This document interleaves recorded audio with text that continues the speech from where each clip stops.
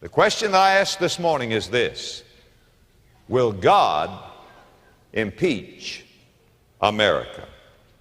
I say with a broken heart that America, our God-blessed America, is sick unto death, and America will become a molded crust in history's garbage can if something is not done radical and dramatic and done quickly. It's always quoted in the press, feminist, deconstructive, deconstruction, feminist, relativist, Marxist, neo-wow things that's going on at all the universities, corrupting all your children. Aren't you scared? Hell, aren't you scared? I wouldn't be. The challenge to traditional interpretations is itself a tradition built into our tradition. To be absolutely ruthlessly critical is a tradition built into our tradition. The title of this little sermonette is A Wall, a Well, and the Will of God.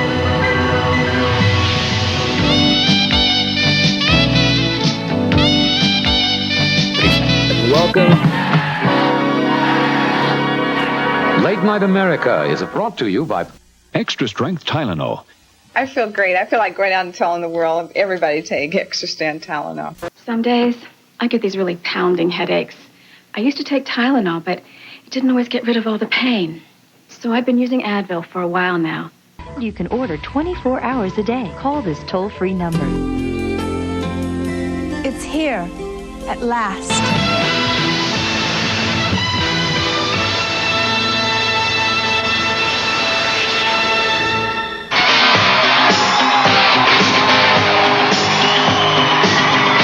People always ask me, why are you so radical? Why are you so radical for Jesus? Why do you go so crazy like you do? For him, and this is what I think is his highest glory, the best thing about him, for him, philosophy was not just an academic exercise of thinking, but a way he tried to construct a life worth living, a self worth talking about as a kind of destiny. He found them a road inward rather than a dead end to nowhere. Put your head on my shoulder. You that are watching across America, look me in the eye. There's a man, a great explorer. His name was Jacques Lacan was a French psychoanalyst. He makes Freud sound like a simple valley girl. Lacan's theory of how the self works is so complicated it makes my teeth hurt to think about it. Slavoj Zizek is a philosopher at the University of Ljubljana, Slovenia. I think I said this fairly close to the way it's pronounced, who has written a book called The Puppet and the Dwarf, or at least that's what I think it's about. Welcome, Mr. Zizek. Did I say it? Tell me the right way. Slavoj Zizek. But again, I prefer it the wrong way. It makes me paranoid if I hear it This the is right the way. most complicated book I have ever tried to read. Strange, because the goal of the book is, on the contrary, to make Lacan back into someone whom even your grandma could understand. If we're plugged into you, we can go over the wall and be in the will of God. Heavenly Father, I pray tonight for a miracle. This is Pay-Per-View Movie Close-Up. First, I'd like to ask you about your background, where you grew up, and what it was that led you to philosophy. Well, I grew up in West Texas, and I think that a couple of things about being a Texan are interesting philosophically. Of course, Texans believe that the topic of being a Texan is infinitely interesting anyway. But Texans I guess Texans, it's the only state where people would have a bumper sticker that says secede, and both people from the right and the left would use this bumper sticker. If any of you know what the caduceus is, the caduceus is the symbol of pharmacy, of the apothecary, of the doctor's art. And what it is a stake with two snakes twined around it, forming a sort of a braid? Well, the traditions of Athens and Jerusalem form that kind of a braid in Western culture. This week on Discovery Sunday, it rises from the South Sea, a towering mist-covered monolith, shrouded in fear and superstition. Uncover the mysteries hidden above. Dare to climb Devil's Mountain. The mythos of Western culture, the fundamental myths, the fundamental orientation towards right and wrong, the fundamental conception of metaphysics that is characteristic of the Western tradition comes out of Jerusalem. It comes out of the stories of the Old and the New Testament. The rational element in the Western tradition, the tradition of humanism, of free, unfettered rationality, the human-centered element in Western intellectual culture comes out of Greece, and to be specific, it comes out of one city, it comes out of Athens. And now maybe you will not agree with this, it will shock you, but I insist. Hegel is perhaps the last and perhaps the greatest of the synthesizers of the tradition of Athens and Jerusalem. You may never guess it by reading in because it looks like more technical, dry German philosophy. What it really is a poetic attempt to explain to everybody what it all means. It's what people think philosophers do for a living. Well, the last one that actually tried to do that for a living was Hegel, and for better or worse, we're living with his legacy and probably will never get beyond it. Homage to Hegel. He was like a tree by the well that climbs over the wall. Ladies and gentlemen, we all have walls in our lives. Much easier to be a cynic than to deal with complexity. Better to say everything is bullshit than to try to look into enough things to know where you are. So what I would plead for here is, first of all, an open mind. Listen with an open mind. A willingness not just to be edified when you hear a philosopher telling you what you already believe.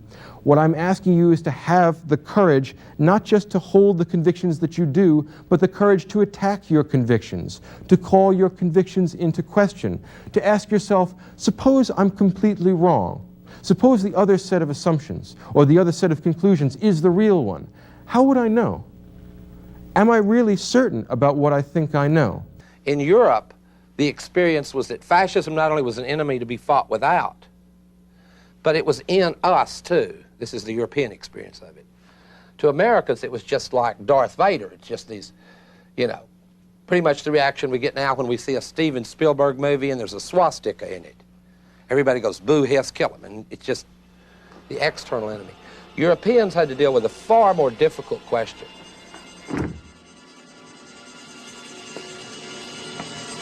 All of our intellectual concerns and all of the intellectual concerns since the time of Hegel have been one way or another dealing with his legacy, either by accepting it and trying to reformulate it in such a way as it's consistent with the dominant intellectual trends of the time, and what could be more Hegelian than that, or rejecting it and saying that we've totally changed the corner and we have to throw out all this Hegelian stuff.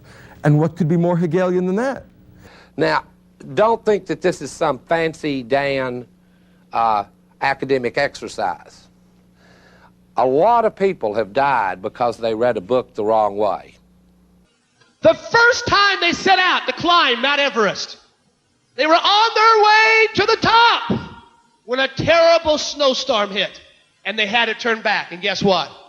4 of his men on the expedition died in that snowstorm. Died in that snowstorm.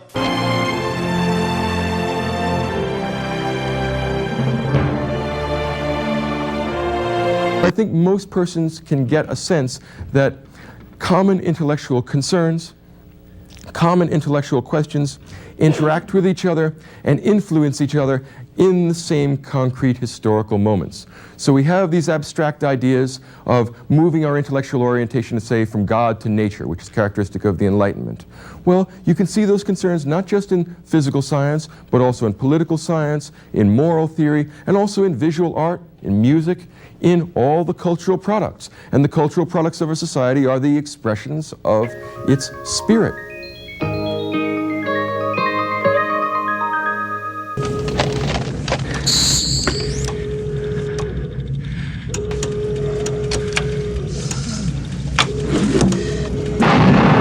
$29, $28, 27, 26, 25, 24. The audience has to believe, take the journey. See the modern magic that made these Stone Age creatures come to life. I am not dead. This account of the mood of anxiety I'm about to give you briefly is not the kind of anxiety for which you run to the doctor or the psychiatrist and you take a Valium or talk it out or get on a damn 12-step program, because it is an anxiety before the fear of nothingness. It's an anxiety in the face of death. I don't want to make it sound, too scary, but I've already said it is a democratic institution. It is something you need to deal with. And again, we're looking for universal structures. One of the structures of all stories about the selves, even the ones we tell ourselves, no matter how disconnected they may be, they end in this rather interesting institution, death. Very interesting institution. Well, he examines the mood of anxiety then, not as a mere mood that just comes upon you once in a while, but as an underlying structure of what it means to be human. In other words, if you remove this anxiety, you would also remove the self. The same view Kierkegaard holds of despair. I mean, we're not depressing people here. We're not trying to depress people, but these are structures of the selves. These aren't symptoms that Phil Donahue or Oprah Winfrey can fix. To be asked to be cured of your fundamental despair, your anxiety, is to ask to be cured of what little self you may have.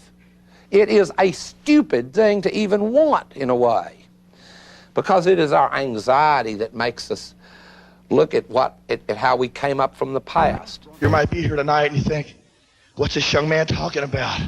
I'm a big, tough guy. I can handle life on my own. I can make it on my own. But let me tell you something. You can't make it on your own. No. What I'm saying is that, first, I'm extremely honored to be here. Now, let me go a step further. Our truth is not the inner life, mystical stories we are telling, or whatever. I'm even tempted to claim in a more radical... He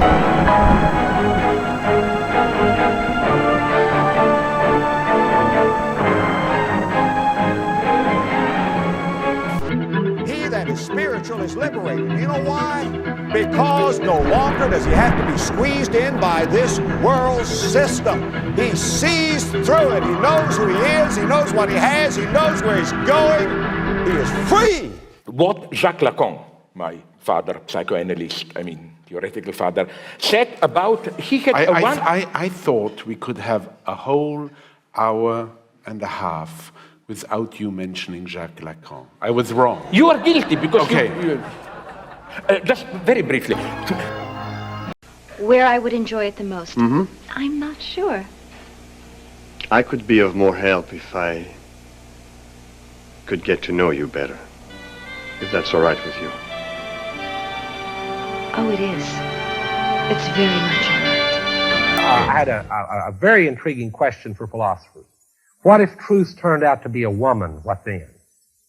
In other words, Plato, my friend, Kierkegaard, my friend, what if instead of rational argument, that truth were more like gossip in that small fabric of conversation which has held the world together forever, What if it turned out to be that subtle, complex weaving of narratives and stories and myths? The way I mean it is this. I think that it represents something that you can really learn. I think you can learn things from literature. I think you can learn things from poetry. I think that the people that want this to be a science are the ones who think that really all knowledge is physics. I think that's just wrong. Just plain wrong. You're never going to find out about guilt and good and evil and love and hate from physics. That's just the way it is. You can find things like that out, but we find things like that in a poetic way, through literature. His life could be over in a flash. Now, to make this as simple as I can, I love to use references to movies. Not many of us read anymore, but a lot of us go to movies. In Superman 1, okay? Let's get down to a real case, okay? In Superman 1, little baby Superman is flying from the very sophisticated planet to Earth. And there are all these knowledge crystals. And These knowledge crystals tell him all the known physics of this advanced civilization. But the last and most precious crystal that he gets in the ship is symbolically important. It says, now that you know all this, all these things, you may want to know what is most important. And that's who you are.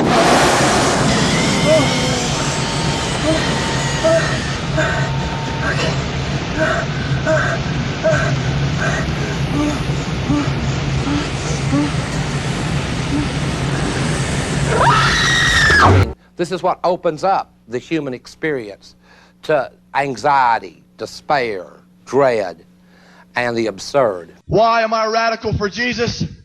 Because I was a young man who searched for something all his life.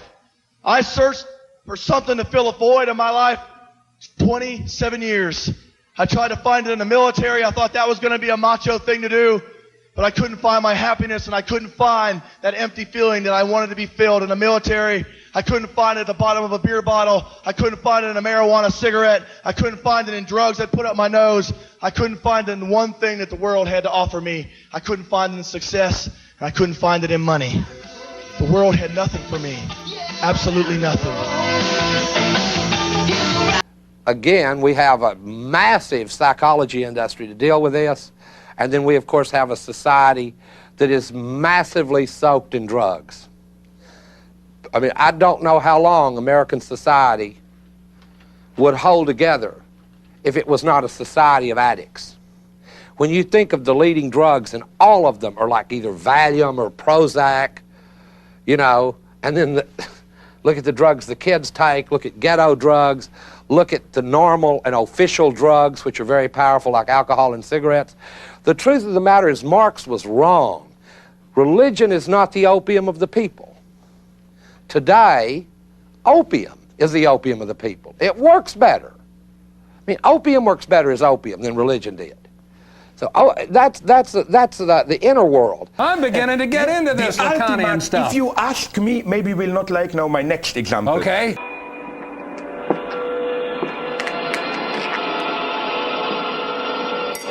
There is something buried deep within children that allows them to eventually become scientists or mathematicians or whatever. They have some sort of potential for logical analysis, for the comprehensive articulation of their experiences, and they also have the ability to learn from their experiences what they are and what the world around them is. And that, according to Hegel, is what the career of all of human history amounts to. So we could say, when you stop and think about it, that Geist is the soul of all of humanity. It's the soul of the human race. It's the part of all of human beings which is not material, which is intellectual, which is rational, which is somehow metaphysical. There are some trees no wall can stop. You are being told something fundamental about the human condition in these myths, which is not to be despised and not to be disdained simply because it doesn't appear in the form of mathematical equations. It still has something to say, but it says it in an indirect and perhaps ambiguous way. I do believe this entwinement of myth and reason is very real. Yeah, but let's go on. With your heads bowed and eyes closed, don't be bitter. Just turn to the well. Don't get angry. Look for the well. Don't think you're going to get even. Look for the well. When that happens, then and only then do you become completely possessed of free will and free choice. Prior to that, you are in the chains of this world. Look, if you really internalize as a part of your self-story the knowledge that you too will be dead, gone, nothing, that will be a freeing and liberating experience. But you have to be able to, work through it, as it were, to use a psychoanalytic phrase, to work through it. Now, to come to our topic somewhat. We were already there. We are already there. But, I'm disappointed by you. So quickly. I became a brand new creature in Christ. Old things were passed away, and everything became brand spanking new. Everything was brand new in my life. There is something free and rational in human existence, in human society, that is begging to get out. And over time, as human beings come to know what they are, as they come to know what their intrinsic purpose is, they become more divine, they become freer, they become more rational, and they're climbing the ladder of progress. Listen, let's be fair. You know, the first reaction of an honest critic should be always to give to the devil, concede what belongs to the devil. That is to say, it seems only wise policy, both philosophically and politically, to be able to hold a belief passionately, but to have a belief about that belief that it could be wrong. This is the crucial dimension. Nietzsche once said about the New Testament that the most profound sentence in it was when Pilate goes, "What is truth?" He says it negates. Pilate raises a fundamental, what is truth? Is the Christ the truth? I mean, I don't know, but sure. There's a little Pilate in everyone, right? I mean, a little bit of that. Guess what? You know what the good news is? If you plug your roots into the well, how many know you will grow over the wall?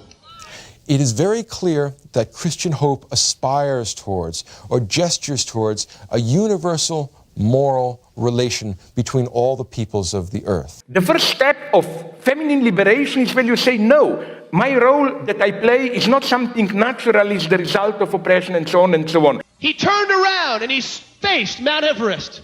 He said, Mount Everest, I speak to you in the name of brave men, both dead and alive. You defeated us once, you defeated us twice, but we will climb you.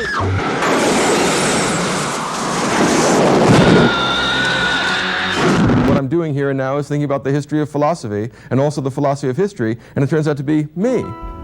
And that's my point. That's a very interesting and tragic, difficult to accept insight of psychoanalysis. It's basically what I ironically refer to as the X-Files insight. Truth is out there. Truth is not in your story, in what you are telling yourself about yourself. What you are telling yourself about yourself is basically a lie that you construct in order to cope with usually some horrible dimension and so on and so on. When you temporalize and turn the history of philosophy into a series of phases, the last phase has to be you. What I would like for us to recognize is that we are totalitarians as well.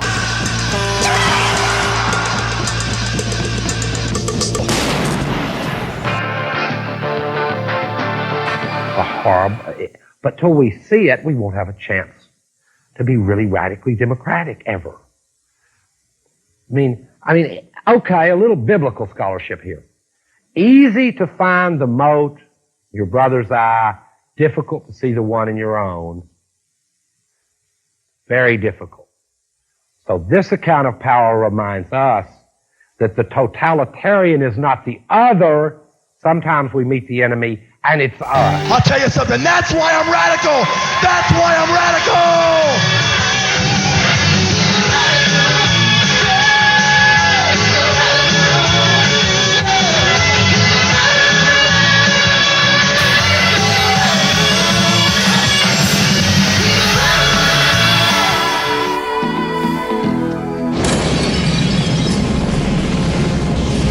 We want you to be an honorary member of the Power Team by helping us get a message out to your friends and the people you know.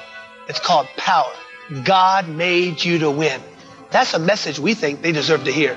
We want you to become an honorary member of the Power Team. We have here some kind of a public debate, and this is not to solve questions subordinated to any immediate goals. We just do a useless debate. And I claim all really, even in the long term, useful ideas came kind of as a byproduct of useless debates. We need this type of public space where everything can be questioned, and the problem is precisely that we all have walls in our lives, but by every every wall, there is a well. And if we tap into the well, we can grow over the wall. It's just what I needed to work off stress. I was able to lose weight and still eat regular meals. Now I've got more pep. It's all here in the book, The Puppet and the Dwarf. And as a Marxist, if I may add, if somebody tells that Lacan is difficult, this is class propaganda by the enemy. Okay. Thank you so much for coming in. I never thought I'd have this much fun talking about this. Thanks very much. Have a great weekend. Take care.